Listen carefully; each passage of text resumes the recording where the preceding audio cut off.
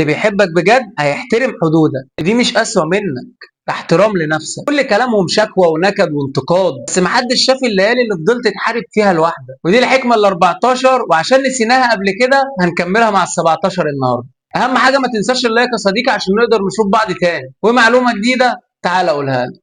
يلا بينا. اللي بيحسدك على اللي عندك مش شايف تعبك، ما شافش اللي انت ضحيت بيه عشان توصل للي وصلت له دلوقتي. لان الناس باختصار يا صديقي بتشوف النتيجه بس محدش شاف الليالي اللي فضلت تحارب فيها لوحدك. السعاده مش هدف، دي حاله. السعاده مش حاجه هتوصل لها في الاخر، ده احساس بتعيشه وانت ماشي. كل لحظه بسيطه فيها راحه دي سعاده. ما تستناش الحدث الكبير واتبسط بالحاجات الصغيره. اللي بيحبك بجد هيحترم حدودك. الموضوع مين يوصل راضي وسعيد. الحكمه رقم 18 و19 من 1000 حكمه ممكن تغير حياتك. ابعد عن الطاقة السلبية. في ناس كتير وجودهم في حياتك بيستنزفك من غير ما تحس. كل كلامهم شكوى ونكد وانتقاد. ابعد عنهم، دي مش قسوة، دي حماية ليك. وطاقتك غالية يا صديقي، ما تسيبهاش للي بيستهلكها. اتعلم تقول لا.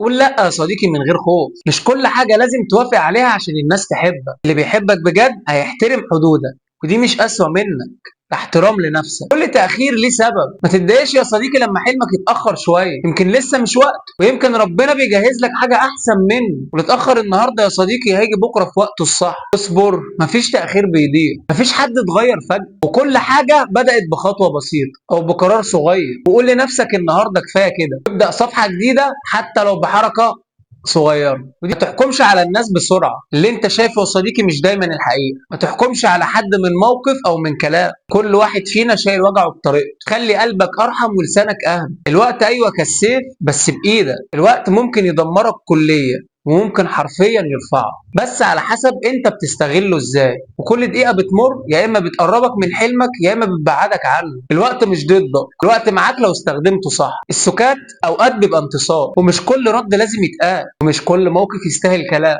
السكوت ساعات بيكسبك احترام اكتر من اي جدال. اختار وقتك وسكوتك هيبقى اكتر من كلام.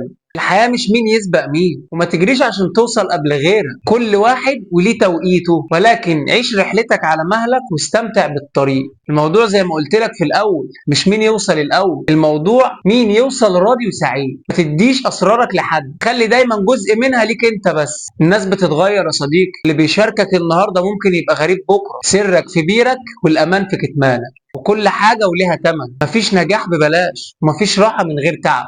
وكل خطوة بتدفع تمنها من مجهودك أو من صبرك أو من تعبك. ولكن لما توصل هتعرف إن التمن كان يستاهل. ودي كانت حلقة النهاردة، وما تنساش اللايك والسبسكرايب وشير كتير للفيديو لو عجب. دي كانت حلقة النهاردة، وما تنساش اللايك والسبسكرايب وشير كتير للفيديو لو عجب.